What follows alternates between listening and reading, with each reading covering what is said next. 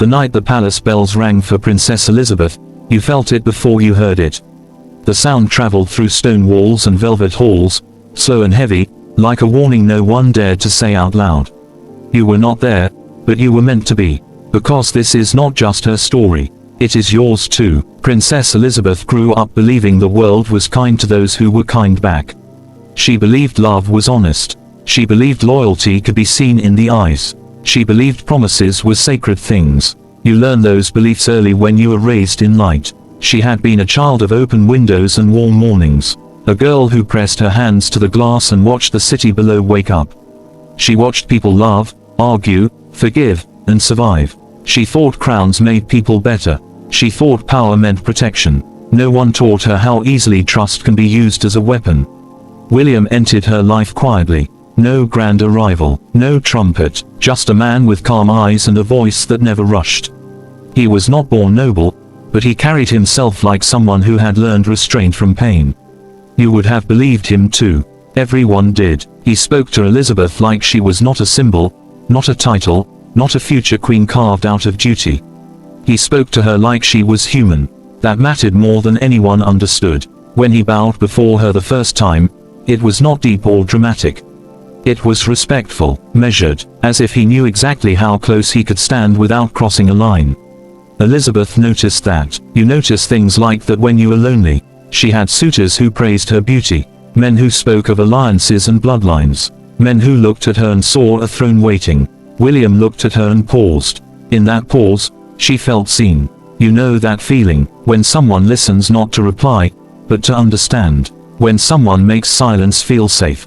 William became her advisor at first, assigned by council, approved by the king. He walked beside her through echoing halls and spoke of strategy, of borders, of people. But sometimes, when the guards were far enough behind, he spoke of smaller things. He spoke of rain on broken rooftops, of nights spent counting stars because sleep would not come, of mistakes that changed everything. Elizabeth listened. She leaned closer without realizing it. She laughed softly so no one else would hear. She trusted him because he never asked her to. Trust offered freely feels pure. That is why it is so dangerous. Weeks turned into months. The palace learned his footsteps. Her chambers felt warmer when he was near. Her letters grew lighter. Her smiles lasted longer. You could hear it in her voice when she spoke his name. Even if you were far away. William never rushed her, never demanded more. He waited, and waiting is powerful. One evening, when the moon hung low and the air smelled of roses and rain, Elizabeth asked him a question she had never asked anyone before. She asked him if he ever wanted more than what life gave him. William looked at her for a long time. Then he said yes. He said he wanted a world where choices were not cages, a place where love was not measured by rank, a future where hearts were allowed to choose. You would have believed him. Elizabeth did. That night, something shifted. It was not a touch, not a kiss. It was the way her chest ached when he left. The way she stood alone afterward, feeling fuller and emptier at the same time.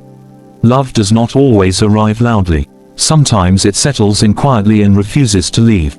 Their bond deepened. She began to tell him things no one else knew. Her fears, her doubts, the weight of a crown she had not yet worn but already felt pressing down.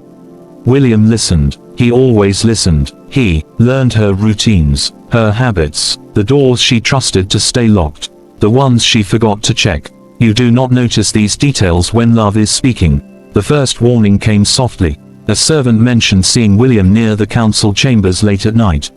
Another whispered about messages delivered in secret. A guard hesitated before saluting him. Elizabeth dismissed it. You do that when the truth threatens something you love. She told herself that William was ambitious, yes, but loyal. Curious, but careful. Devoted, but discreet. She told herself love made him better. She told herself she knew him. Then came the night everything broke. The king fell ill suddenly. Too suddenly. The palace filled with murmurs and prayers and fear. Elizabeth stayed by her father's bedside, holding his hand as his breath grew shallow. William was there too, steady, supportive. He told her to rest, to trust him to handle matters outside. She did, because when you are drowning, you cling to the nearest hand. By dawn, the king was gone. The bells rang. Elizabeth became queen before the sun fully rose. Grief wrapped around her like fog. heavy, blinding. William stood beside her during the coronation, close enough to whisper when her voice shook, close enough to guide her steps. You could not have told where she ended and he began. Power changes things, not all at once, not loudly. It shifts the air. Council members began to defer to William more than before. Orders passed through his hands. Decisions bore his influence. Elizabeth trusted him. She thought love was proof of loyalty. Then came the letter, anonymous, unmarked. It spoke of poison, of alliances with rival kingdoms, of a plan that required the king's death. Elizabeth tore it apart. Her hands shook. Her heart refused. You do not want to believe the person you love could be the reason your world is burning. But doubt, once planted, grows. She watched William more closely. She noticed how quickly he dismissed talk of investigations, how he redirected blame, how he controlled information. She noticed how his eyes changed when power was mentioned, how warmth called into calculation. One night, she followed him. Quietly, carefully, she watched him enter a hidden chamber beneath the palace, a place known only to a few. Inside, she heard voices, foreign voices, promises exchanged. Her breath caught. You know that moment, when your heart breaks before your mind catches up.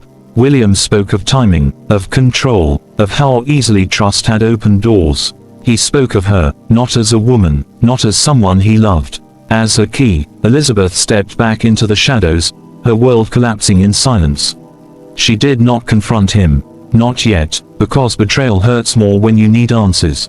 The next days were agony. She smiled beside him, held his hand, let him kiss her forehead. Every touch felt like glass. She planned quietly, gathered proof, listened, waited. William sensed the shift. Love sharpens instincts, so does guilt. He became more careful, more controlling. One evening, as storms battered the palace walls, he confronted her.